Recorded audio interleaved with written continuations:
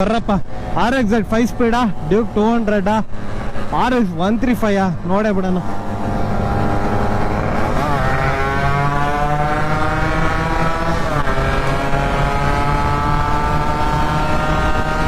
ಅಲ್ಲಿ ಇನ್ನೊಬ್ಬ ರಾಕ್ಷಸ ಬರ್ತಾನೆ.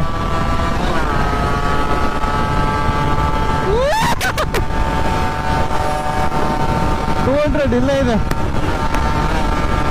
ಓ ಡೇಂಜರ್. 120 130 ಹೊಡಿತಾ ಇದೆ.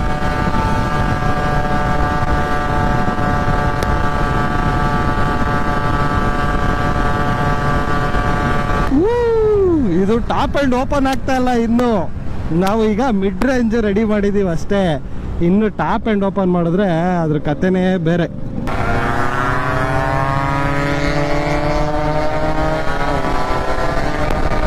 ಫಾರ್ಮೇಶನ್ ಹಿಂಗಿರ್ಬೇಕು ಗೆಳೆಯರೆ. ಒಬ್ಬ ಲೆಫ್ಟ್ ಒಬ್ಬ ರೈಟ್, ಒಬ್ಬ ಲೆಫ್ಟ್ ಒಬ್ಬ ರೈಟ್ ಇರಬೇಕು.